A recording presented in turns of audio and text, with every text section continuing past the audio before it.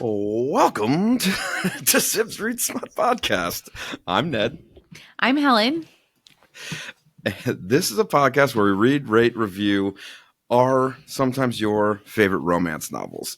Sometimes dirty, sometimes, as in this week, pretty tame. Oopsies. If you have any suggestions or questions or book recommendations, hit us up on the Instas, on the TikToks at SibsReadSmut, or shoot us an email at sibsreadsmut@gmail.com.edu. .gov. Good enough for government work. Oh, it is. On today's podcast, we will be discussing The Wall of Winnipeg and Me by Mariana Zapata. We will be talking about these books in full. Spoiler alerts. We will, beginnings, endings, twists, all fair game. So if you haven't read the book, it's a long one. We are not going to wait. We are not going to wait for you. Not a chance. That we will now proceed with a brief summary of the book that Helen put together all by herself. I wrote a book report. Just kidding. I haven't read this yet. All right. Here we go.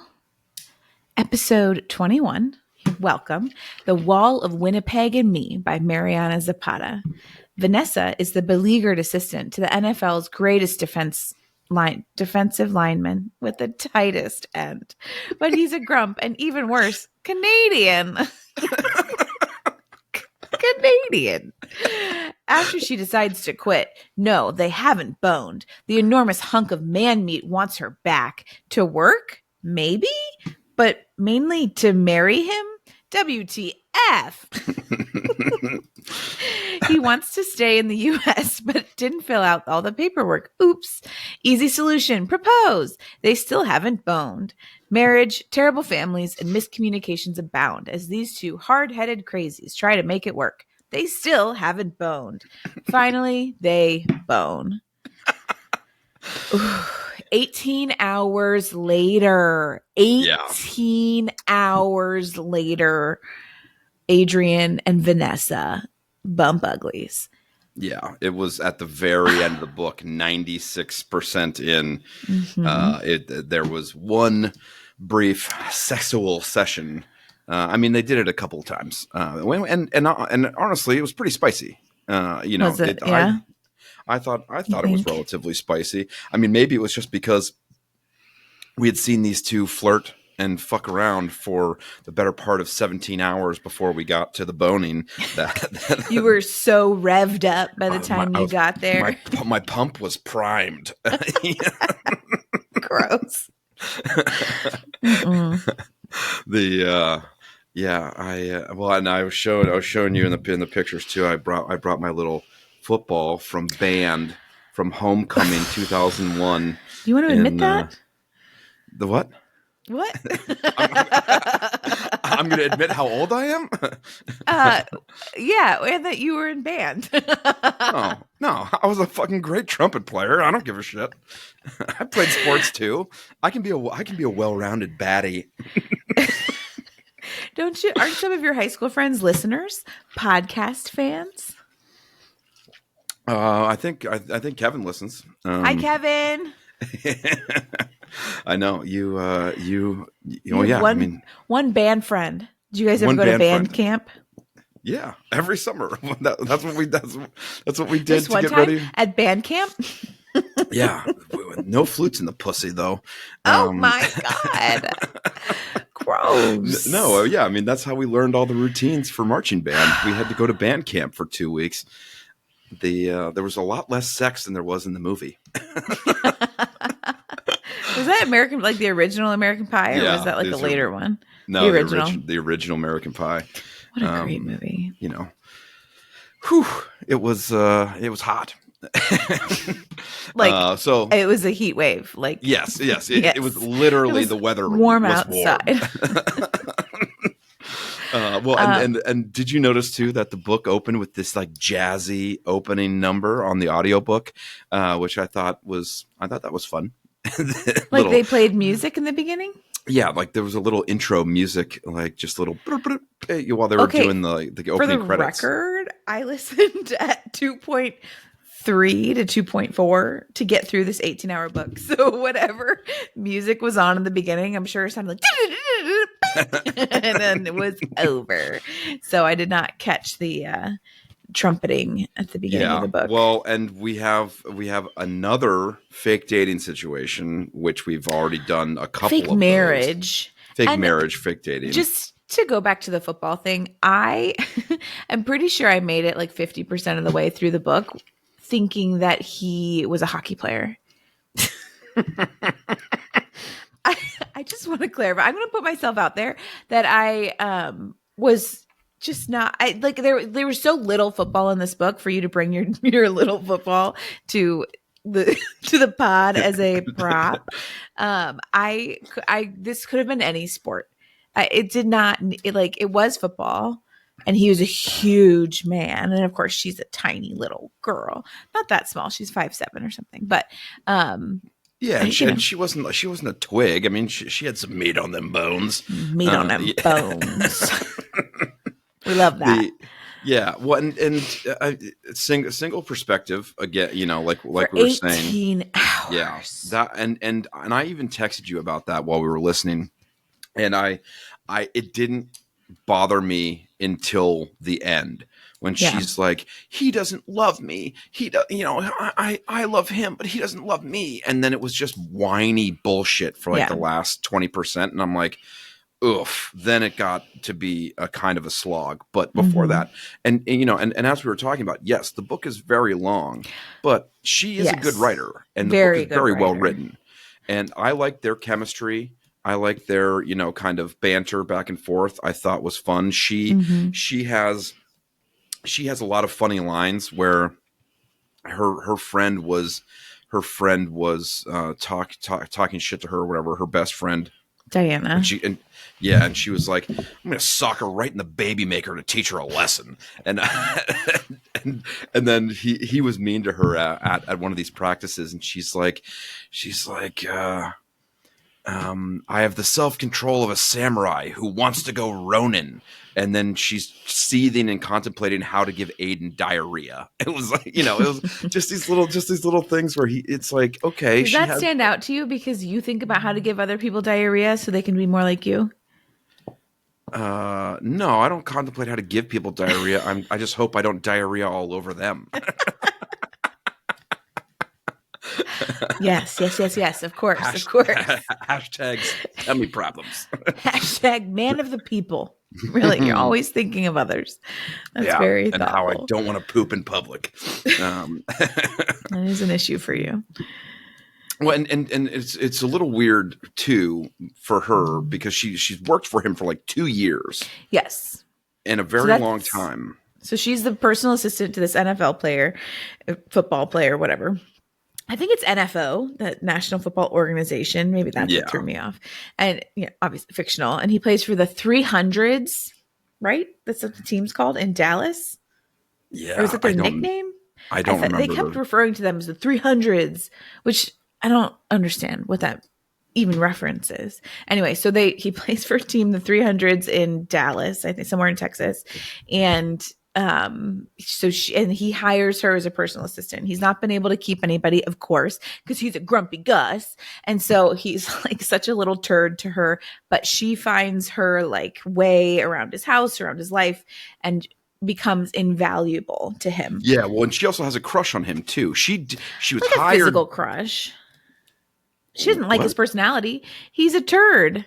Well, yeah, but he's super hot, and she was crushing on him at the beginning when she first started, and she didn't know who he was, which was why she got hired in the first place. Oh yeah, she literally had no idea who this dude was. So the agent, who was a butthole, by the way, too. Oof, they always are. That's like almost a sports romance book trope. Is the agent has to be an asshole. Well, yeah, and as I said, she's got a crush on him at the beginning. She's all juicy over his upper body, and then the manager Trevor's a real butthole and tries to guilt her into not leaving.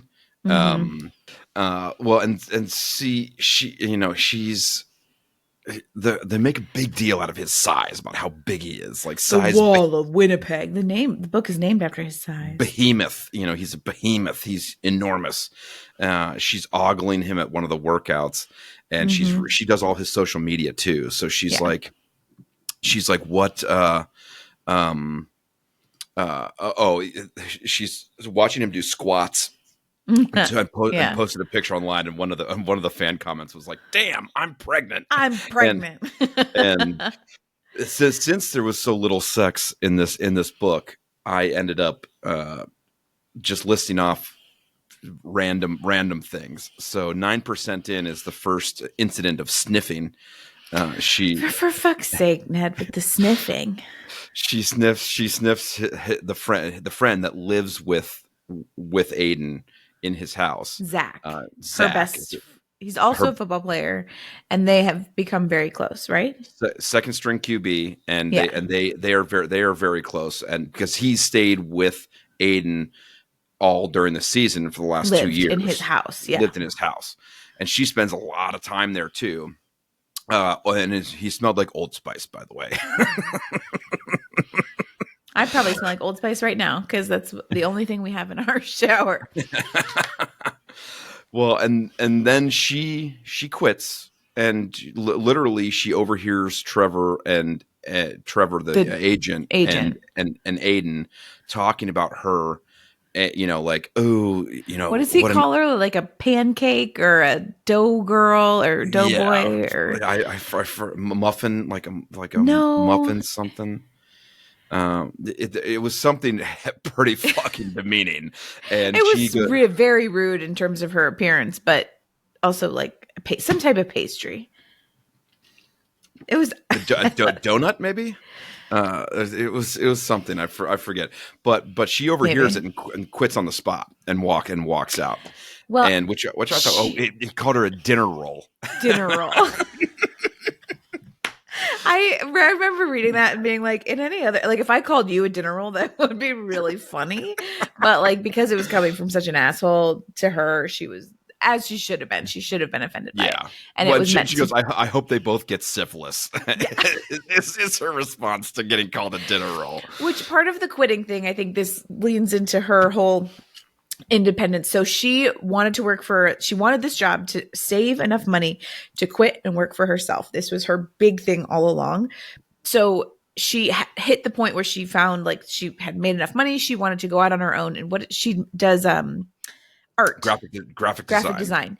So she has her own business on the side, and she's been getting like 3 to 4 hours of sleep for the past 2 years while she's working for Aiden and doing her own graphic design business. So she's now at a place where she can quit and just do her own business. And so she tries to give Aiden like a 2 weeks or a month's notice to hire somebody new. She offers to train them, and then they just don't. They're like, take too long. And so finally, and then he calls her a dinner roll, and she's like, fuck you, I'm out. What? She leaves.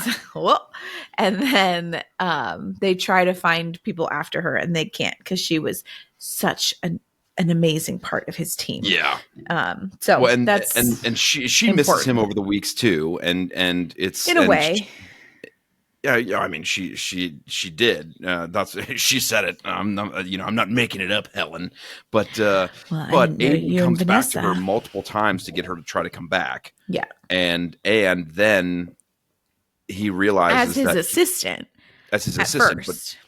But then he realizes that he's going to get kicked out of the country because he did not fill out his paperwork, like I said in the like you said in the summary at the beginning of the episode.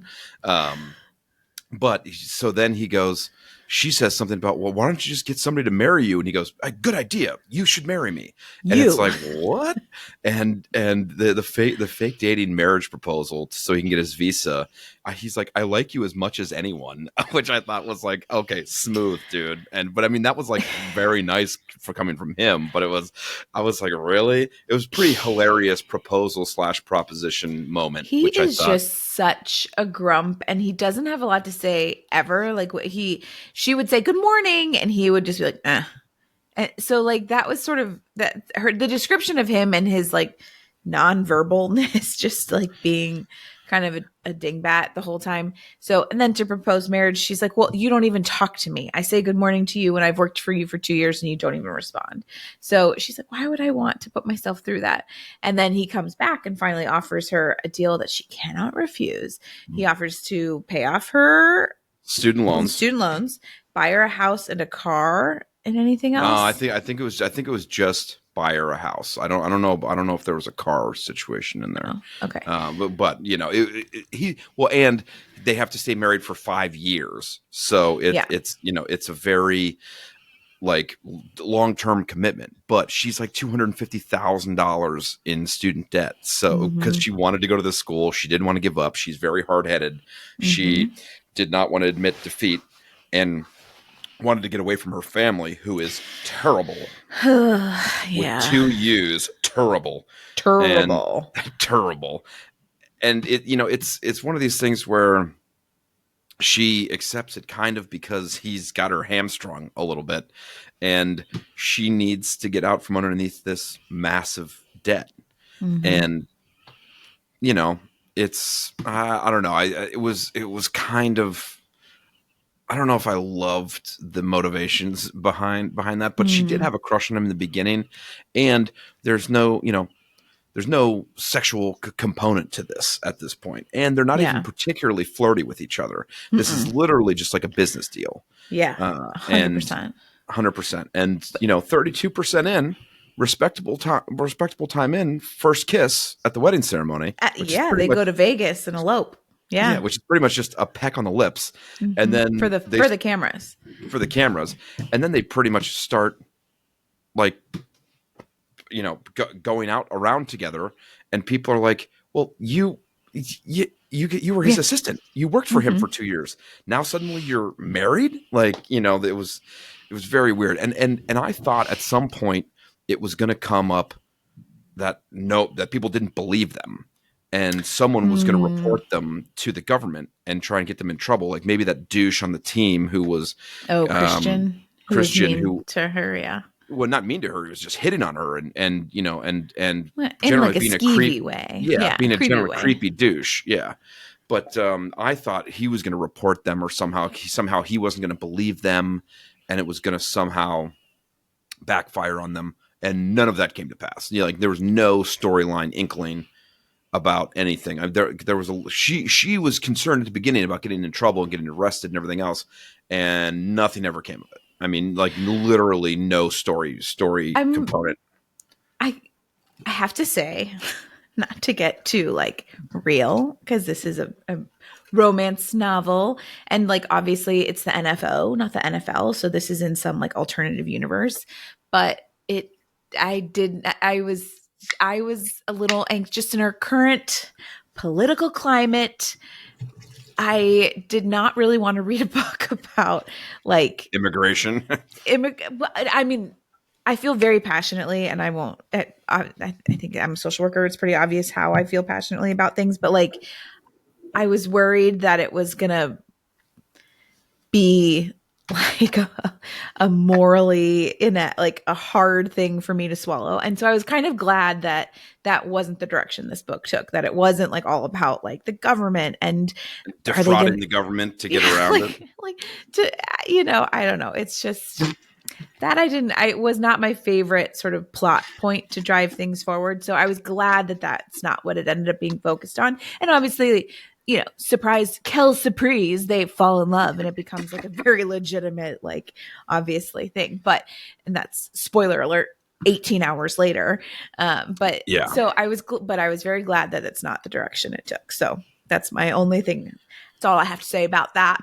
And that's all I have to say about that. That's all I have to say about that. Well, and they have.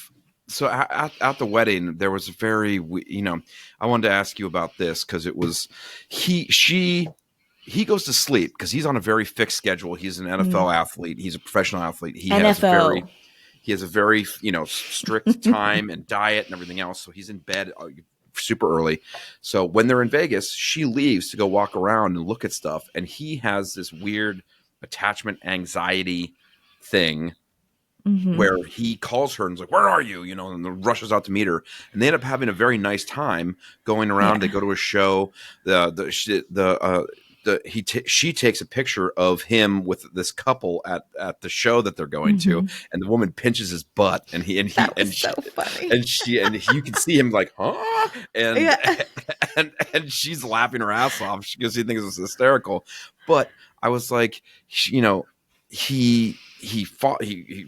tracks her down, finds her, and then won't let her run alone at night. Like, do you think this is sweet? Do you think this is overbearing? Do you think this is like, I don't know. I couldn't tell.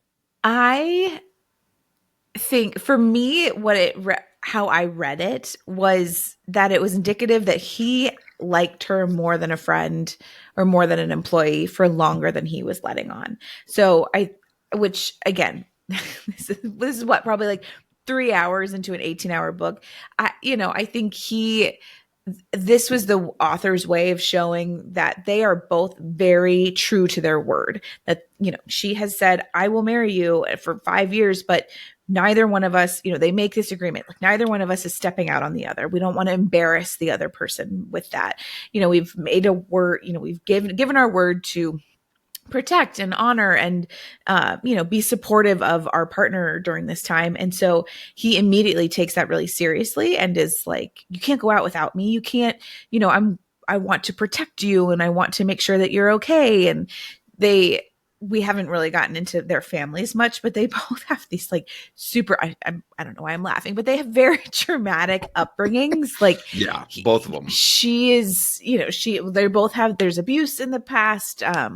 They've both have these like really tough childhoods and hers still kind of is, like, her relationship with her mom and her sisters. Hers is ongoing.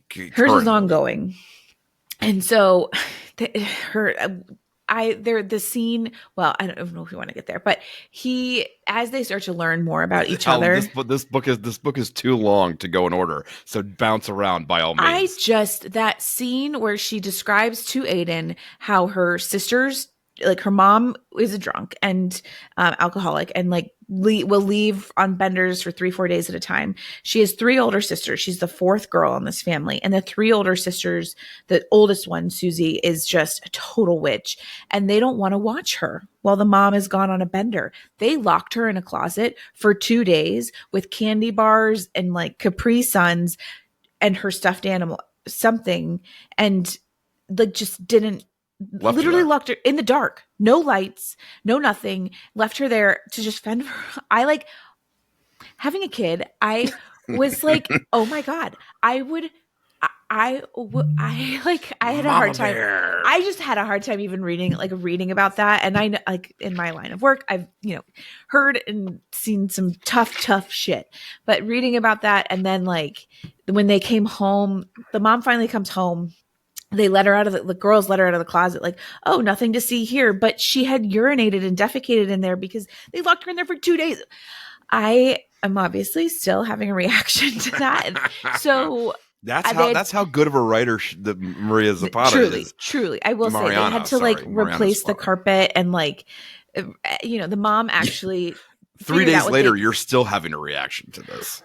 It was so upsetting. So like, for me, the way, like, yes, to your point, the author wrote this abusive relationship so well that I would have loved to go through the pages and just take out Susie, the sister at the knee. And so that was like one of the first descriptions of the abuse that Vanessa experienced growing up, the female lead. Yeah, and then Susie hit her with her car on purpose and broke her fucking knee up. That's like a whole sideline stories that as Vanessa is like gaining her independence, she quits, she comes back, obviously marries him, but she's like, I'm going to do my graphic design job. I'm not coming back to be your assistant. And she wants to start running because you come to find out. And I was running. This podcast is sponsored by Forrest Gump. But you find out that this whole side storyline of she wants to start running again because her sister hit her on purpose with her car and took out her knee. And so she was recovering from that experience for so long. they're adults at this point. At this point, they were like young adults. They were in their early 20s. I think she was 20 or 21, and her sister was in her mid to late 20s. Hit her with her fucking car. And her sister married some bozo dickhole too. And there's a whole, like we said, no, that was the friend. The friend is getting beat up. Susie is also in an abusive relationship. It was not as mentioned, but they compared Diana to Susie. Come for me. This was the most interesting part to me of the whole. I know that the husband is violent. I did not pick up that he was violent towards Susie, but he grabbed Vanessa at one point and left bruises all up and down her arm because she deigned to try and leave Thanksgiving without actively making up with Susie or whatever. Susie, yeah. And so, but I never got. I never picked up that Susie was being abused by, and honestly, as vicious as Susie is, it would be surprising to me that she would be in an abusive relationship because she is the abuser. There was a mention of it so Vanessa. We don't need to argue about this, but your comment. Point. Well, so Diana is Vanessa's best friend, and she dyes her hair, and she does, they're best friends. They tell each other everything. And Diana, the friend, is in a relationship, and Vanessa starts to see bruises showing up. So she's very worried about that. And so as she's processing her best friend possibly getting hit, there's a comment about Susie and the relationship that she's in also being abusive. And to me, it absolutely makes sense that Susie is being abused and therefore abuses other people. That it's not like she's not. But she's been doing it. But she's been doing it since she was a kid. So, yeah, but her husband or whoever partner or whatever boyfriend he is not like a pushover. Like he's not somebody who's. Like the description of this sister is that she got into bad, hard, fast stuff young, and that she's always kind of been, kind of a fuck up. And she met this partner, boyfriend, whomever, in all of that time, like during that time frame, and they've stayed together. So they like egg each other on in this like abusive, negative space, and they're like, yeah, you're right. You should hit her and you should do that. And he grabs Vanessa and gives her bruises. But so there's a cycle there. It's not just like Susie's a bitch and she doesn't beat her husband. Partner. I'm not saying it has to be physical abuse. Abuse can be verbal. And I think it's very much both ways. Let's put it in perspective. She's a vicious cunt. I mean, Yes, that is accurate. Her partner is also a vicious twat, and the point is made that they kind of deserve each other. You could have gone with the male anatomy. I mean, you said twat. I mean, you could have said dick or ball sack or anything else, Helen. So now that we've brought the podcast suitably down, and really, that was tough. Really, there is, but you know me, I'm really bummed everybody out. I love the backstory, and it is very well written. And there was depth. There was a lot of depth in there this time. And it was the wall of Winnipeg has a tough upbringing too. I think his dad hit him when he was growing up, and his dad physically abused him for a long time. Lived with his grandparents through high school, which was a great experience for him. But then when they ended up dying, it was very hard. And so he is an old high school coach that he's still very close with. But the grandparents passed away when he was already in college or whatever. So he wasn't living. It's not like he had to move back in with his abusive parents or whatever. No. What I'm saying, he had a hard time when they died because they were older. And then emotionally, he had a hard grief experience. And then his one coach from high school, his football coach, was and is a great relationship for him in a positive way. Role model and confidant and general parental figure. Yes. So these two, Vanessa and Aiden, trauma bonding at its finest. Yeah. As they are getting to know each other and finding out more and more about each other's past. And in Vanessa's instance, her present, they are when getting closer and closer. When I feel like trauma.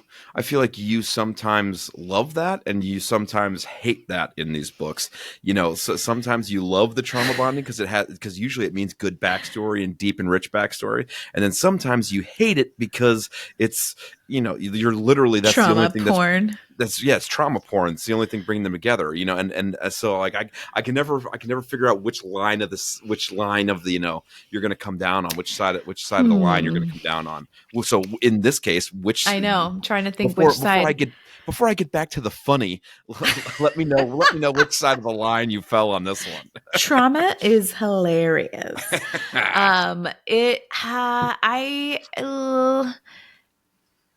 It enraged me so much that it was so well written. I think it served the purpose of this book well. So positively, that's weird to say I feel positively about their trauma, but I think the author did it so well. And it really did inform, I think the number one praise that I was reading about this book, especially online, is that these characters are so well formed. It is such a good slow burn romance. And you genuinely feel like these characters by the end. So this is part of their story. I feel like it was well incorporated into the gist of the entire arc. You think you knew Aiden by the end without having his perspective of any of this? God, better than the beginning. He was grunting. I don't think he said 5 words until like 40% in, until he started. So I feel like his arc, yes, I feel like I knew him.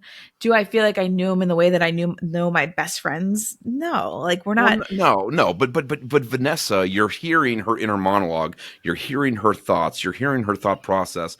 I felt like we got to know Vanessa very well. Mm-hmm. I feel like Aiden had a good arc, but I don't feel like we got to know him and what makes him tick all that well. I mean, we learned about his backstory and whatever else, but why he's making these decisions and his internal thought process, I was missing that. I certainly don't want this book to be any longer, but I would have liked to see some of these chapters from his perspective. I think I just filled it in with my own brain. I don't know, as I probably do with most men in my life. I just fill in the blanks. But yeah, I don't know. I think, big football player, man, likes girl. She's not like the other girls. She has pink and blue hair. And, I don't know. I think I just filled in the rest of he's motivated because of his childhood. He wants to be a good person. He wants to be loyal. There was the one night she's terrified. So the closet thing led to her having this irrational fear of the dark. So the first night they spend in bed together, fully clothed. I'm wiggling my eyebrows up and down together. Whoa, creepy Ned. They talk about these like traumatic histories, and he finds out she's scared of the dark and why, because of the closet. And then she finds out from him that he had like sex with a few girls in high school, but then he's not a born again virgin, but he just doesn't feel like he wants to have a relationship. He wants to be like serious and loyal with somebody before he bones again. So he doesn't want to sleep with all of these like random fandom women. Helmet honeys. For every book now, I'm just going to try to create the buckle bunnies. Buckle bunny. Yeah, the equivalent for whatever sports book we're doing.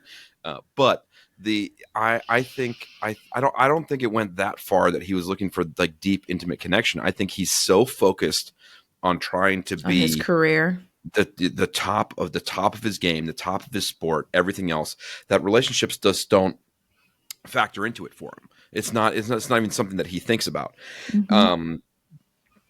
I think as soon as he got on the college track and knew that he was going to be potentially the best player in the NFL or the NFO, best defensive player, that he just put all that stuff by the wayside and didn't even think about it. And the thing is, he knows that he's a relatively good looking guy, but he also, I don't think it hits him how much people are like drooling over him, because she tells him a couple times throughout it, she's like, developed quads and calves are my kryptonite, and I'm like, okay, and then she's like, I needed to force myself to quit fondling those big hams with my eyeballs, and I'm like, she's ogling him constantly throughout this book, and I don't think he realizes the kind of effect he has on effect he women. has on women. And I think it just generally didn't even rate for him. Is that how you live your life? Absolutely. I know these I know these You're honeys are drooling so over me. Oblivious to all the helmet honeys following you around at all times. Yeah, the hoop hogs. So many hoop hogs just showing up at the pub every week trying to get this D. Oh yeah. Beating them off with a stick, aka my penis. My shillelagh. Oh yes, good one, Helen. Must be a tough life you live there, Ned. Bringing your A game today. I don't know what game I'm bringing. This my well, child's and thrown up every night. Another this funny week. scene where he threw a little bit of a fit was the fantasy football where where she didn't pick his team. He wasn't even on her imaginary team. He was like, wait, what? And then Zach, the roommate, the second string QB who also gets released in this kind of like a side, there's a little like side story of him through the whole thing. He helped Vanessa pick the team, and he also did not pick Aiden to be on her team. And so Aiden's like, are you kidding me? Both of you? Like, you didn't put me on the team. That was a funny scene. Yeah, another note I just randomly have in here is like, she's jizzing all over his smile. He smiles so infrequently that she's like, anytime he does, she's like, oh my God, it's so cute. You know, and I'm like, calm down. Oh my God. What a visual, Ned. Jesus. Oh. It looks like you just milked a cow. You're welcome. Scrub the eyes. But she but you know, there's a lot of kind of tangents that go out of here. Like Zach gets cut from the team. Mm-hmm. Trevor is both the agent. The agent is both of their agents. So he's trying to track both of these guys down to figure out what Aiden and Zach, which is figure out what Zach's next steps are. And Aiden is potentially going to move to a different team and doesn't want to stay with them.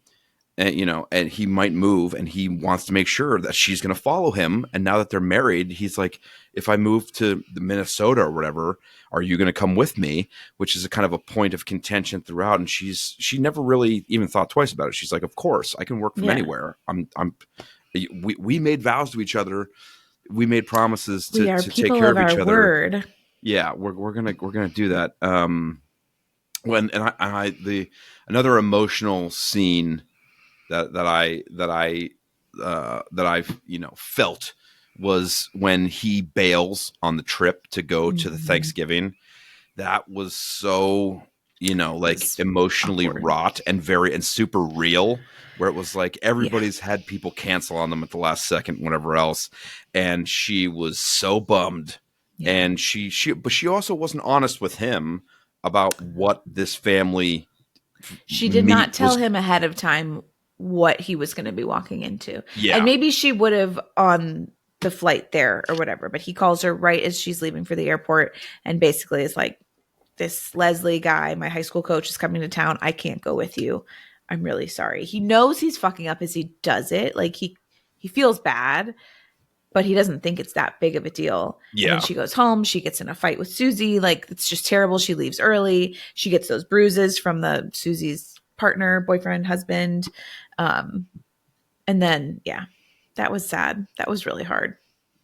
Yeah. Well, and she gets bruised up, and while bitching to Diana, she sees Diana's bruises. And that's where the whole circular, abuse, angle, really starts in earnest. And then they actually have a fight. I think their first real fight that they've had even when she was working for him. Like she didn't really push back all that much. And,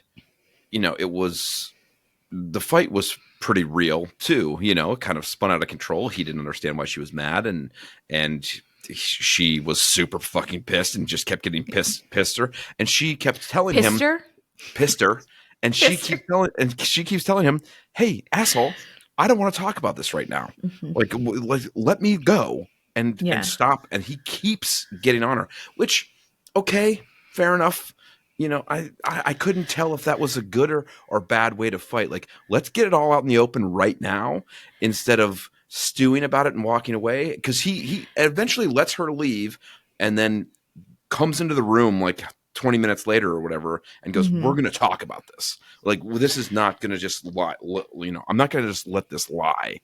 And I think it's super honest to me.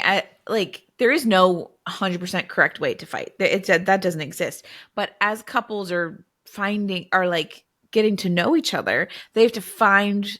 So this is what I was observing in that interaction was they are learning how to fight. They have to learn. This is, they started their relationship by getting married. And so now they're figuring out, like, we need to communicate about hard subjects. We need to communicate, like, when we fight, how do we fight and how do we fight effectively?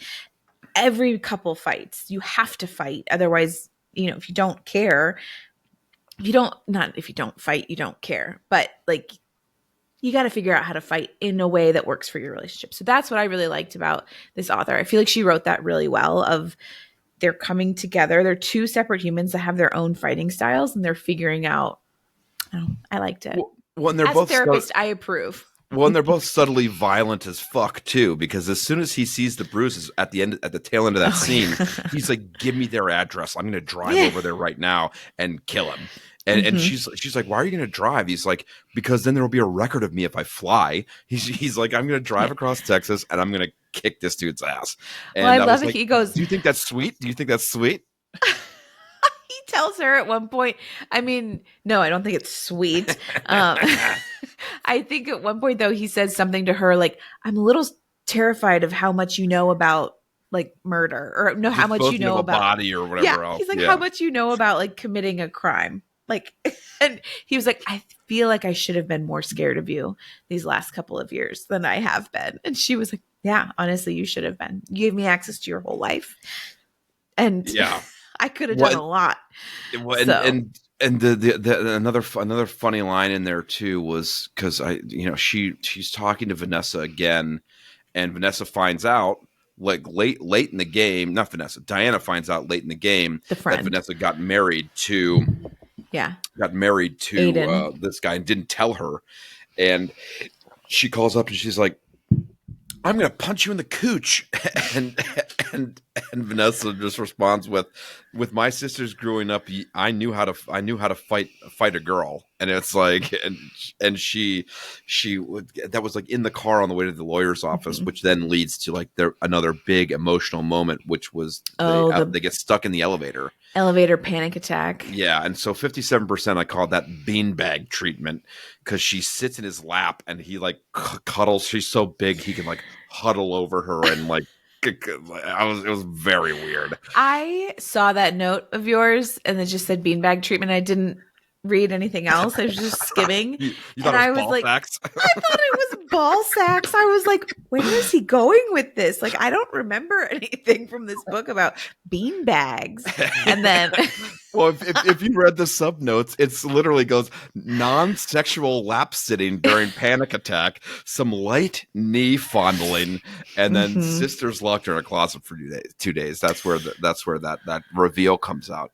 Which they're in an elevator with two other people too, and they're literally like, he's canoodling her. I mean, it's pitch black, so they can't really see what's going on. But she's like whispering her trauma secrets into his ear. Yeah. It's like there's two full people like right next to them. It's super fucking weird. 3 feet of them. Yeah. But yeah, beanbag treatment. It's like I had to figure what that was. That makes sense. Well, and another scene that I thought was cute was Halloween, where she goes out front to hand out candy to all the kids, and like 4 kids walk by, like nobody comes, and he comes out with his chair and sits and talks with her about Dragon Ball Z and all this other animated shows and stuff, and she was like, did you know that kids don't trick or treat in this neighborhood? He goes, yeah, I knew that you were going to be out here all by yourself, and I wanted to make sure that you had a good night. And I was like, that was very cute. He liked her. He liked her from the beginning. So I also did not hate the big guy nickname.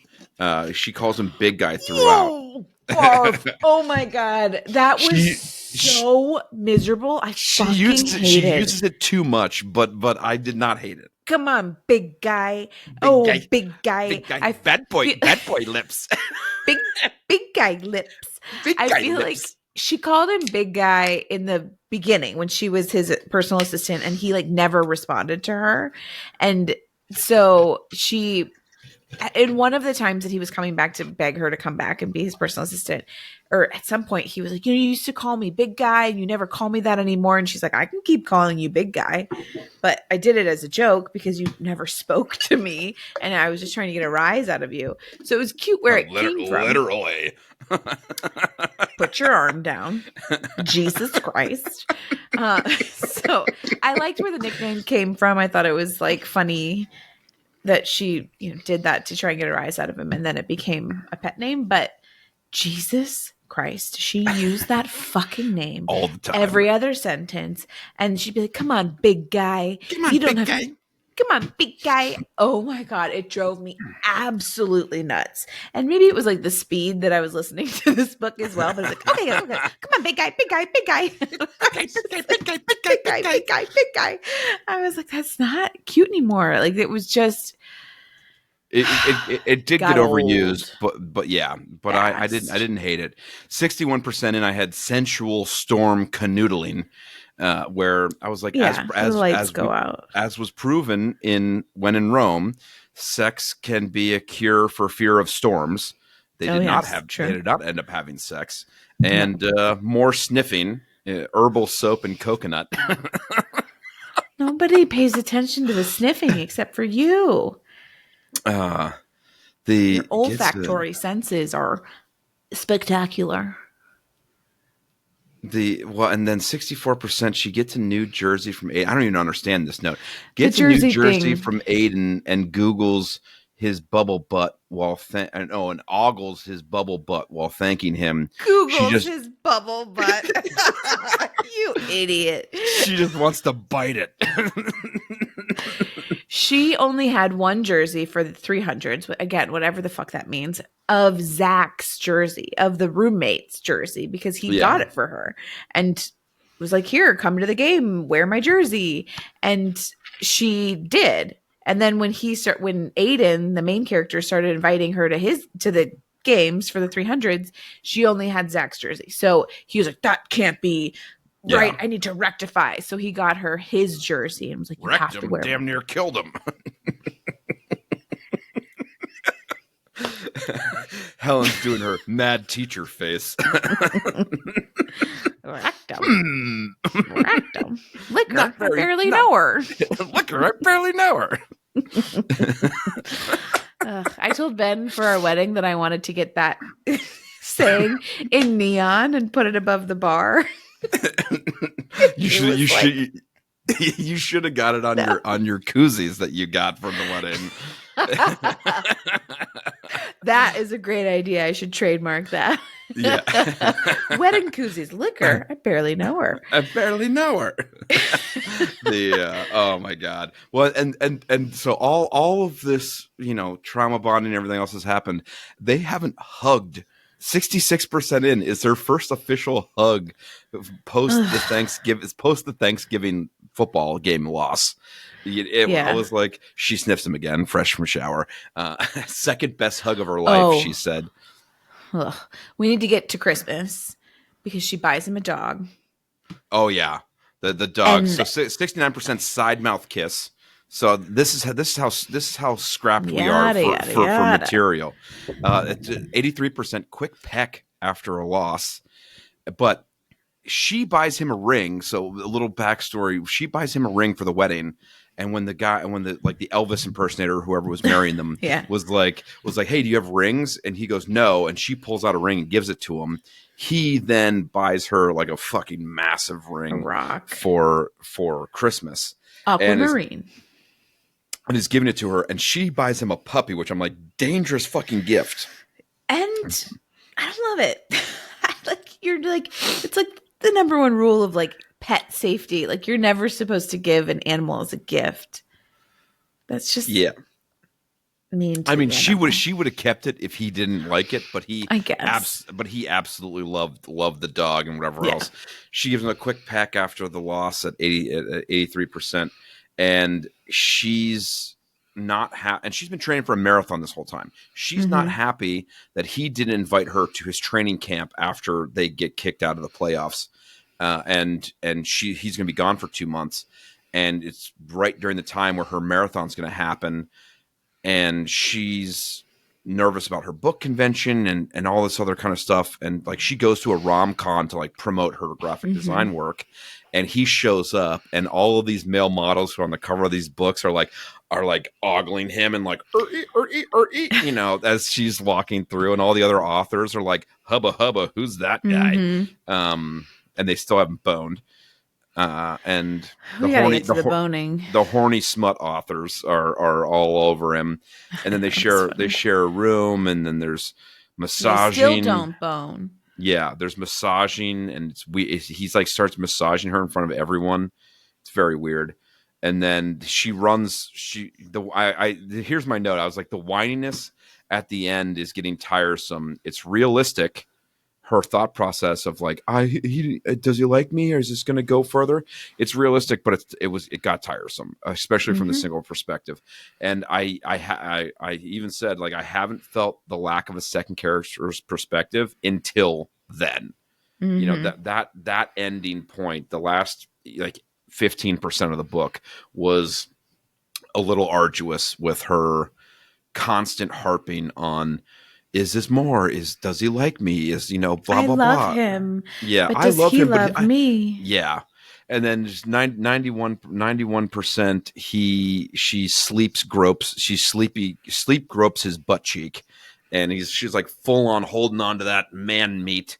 And, and he wakes up and is like, are you going to let go of my butt? You know, those aren't pillows. Those aren't pillows. And then Diana, of course, even she didn't want to listen to Vanessa, gets abused and put in the hospital, which was another very real, like, Diana's explanation of that was another very real, like, you know,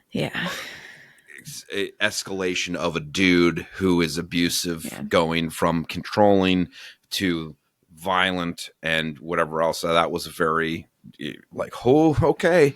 All right, you know, there's some real in this. And then she runs her marathon, and of course, Dickbag was missing her, Aiden, and he flew back and meets her at the end of the race and whatever else. And you know, it's like, oh, kittens. And that she professes her love after the race, and he goes, I love you too. And the 96%, we love each other, make out. You know, and then they're about to have sex, and Zach comes home, and it's like, God damn it. So literally 90, you know, like later in that same chapter, 96%, nocturnal emissions all over. And it's pretty spicy. No condo talk. He's just like blasting all up in her. And then they go, they literally start round 2 before he even pulls out from the first time. those are my four notes from the by the way too, Bianca just texted me about Butcher and Blackbird and goes, how did I miss this episode? She's like, oh my God. She goes, what is cock warming? Well, Aiden will tell you. Yeah, I'm like, Aiden explain. I'm like, do not Google that. Or do, but put your incognito mode 100%. Yeah. Well, and then there's the first epilogue. Aiden finally goes to the Super Bowl, and him and Vanessa have 2 kids. You know, it's like 2 or 3 years later, I think. I don't, it, or maybe even longer. I don't know if it's past their expiration date. Oh no, Yeah. because on the 5-year anniversary, he takes her to get their vows renewed at the same chapel, I think, Yeah. to like make it real. Yeah. And then there's a second epilogue where she's finishing another race and they're kissing again. I think, and there's was it was it the smuttiness worth the wait all the way to the end for the one sex scene? No, but the book was good. I was too long, but it was well written, and I liked a lot of the story elements to it. I just wish it had been shorter. Good author, bad editor. I enjoyed it. Could have been half the length, and I think I Yeah. really would have liked it. And Would you maybe would you recommend it even right now the way it is? Would you recommend it? like maybe to mom, you know, like to somebody Because it's with clean, because it's tame as fuck. it's relatively clean. I need it to be shorter. This book has incredible ratings on Goodreads. People love this book. And so I was really expecting it to be saucier than it was, just based on having such a high Goodreads rating and having it's on lists of like good smut books, Well, and yeah, I mean, that's where we got it, right? we put it on our read list because it was literally in the top 3 on multiple websites and Yeah. lists of like smuttiest books of whatever, and I'm like, We're like, wow, we missed that one. How did we miss it? yeah, and I mean, it's tame, They got to let us write these lists. We yeah, are missing yeah. out. I am updating our list right now to tame. Yeah. But Tame. Would you recommend it? maybe I'd like to read. I personally would read more of her Okay. Mariana Zapata's work. This book is a little on the long side. It doesn't have that craziness factor like Pucking Around does, where it's like it's so shocking. There's a film of jizz on everything. Yeah, this book is good, and she's a good writer. I think it's just a little too on the long side to give it like an enthusiastic absolutely read it, but it is a good book and it has good elements to it, and it's good story. It's good story arc for the characters. I just can't give it like an enthusiastic thumbs up, but to people who like that the slow burn and everything else, absolutely read it. Did you like the cover? The cover, one's a football helmet, which I thought was okay, and then the other cartoony, the other cartoony cover was good. Yeah, I like both. She had her blue hair. Yeah, and upon studying the cover to assume that you were gonna make a comment about it, right at the bottom in fine print, Tessa Bailey reviewed this book saying, so funny and like great. Anytime I want a slow burn romance, I read Mariana Zapata. And like literally the cover says how this is a slow burn romance. Kind of missed that going Didn't read the fine print, did we? No, we sure did not. So that's on us. But we have a Mad Lib for you, don't we? Yes, we do. We got to get there. Another super fan of the pod. Hi, Chris. Hi, Chris. Hi, Chris. And his fiance Claire. Boom. Soon to be cousin Chris, our bestie, my bestie, and then his fiance Claire. Welcome to the family. Now fill out a dirty ass Mad Lib.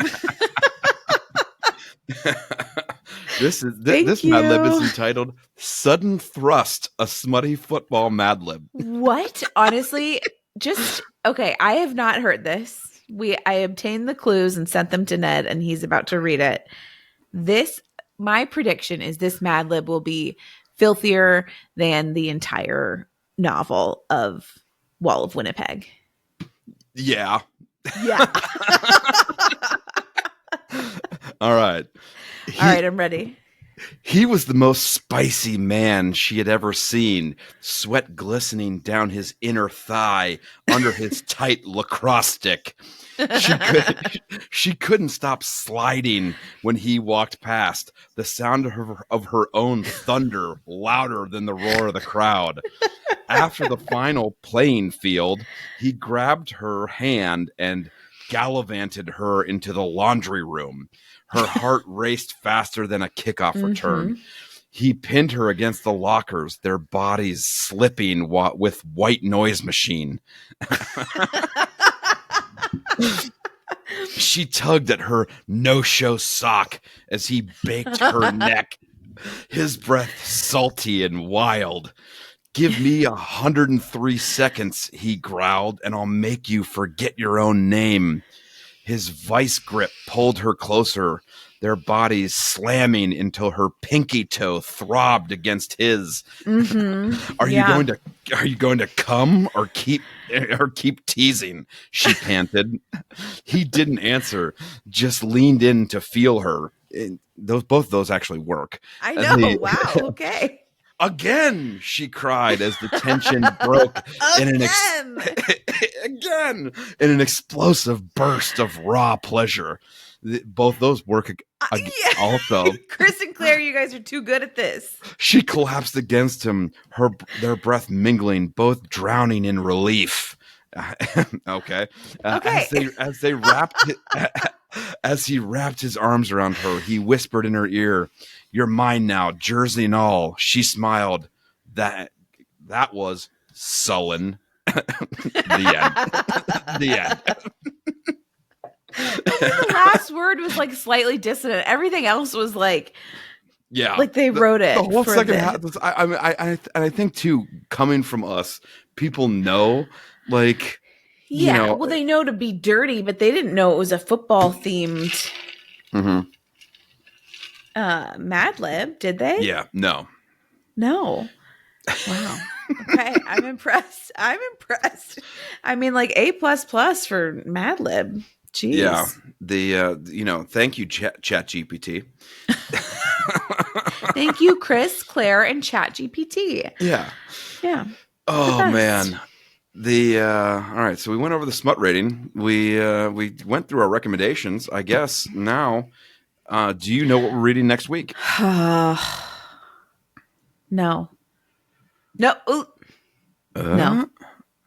No idea. You texted me about it. The summer we fell.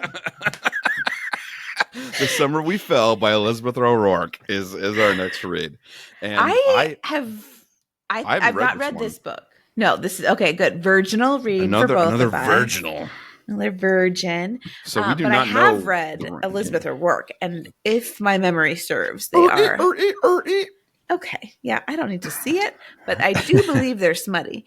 So hopefully we end on a high note. Could be spicy. Spicy burrito. Well, if you're generally liking our bullshit, please read, rate, review, subscribe, sign up. Generally, golden shower us with praise. Only nice stuff. That's as what praise means. Thank you all for listening, and tune in next week, smutters. Stay smutty. Goodbye. Stay smutty. Yeah.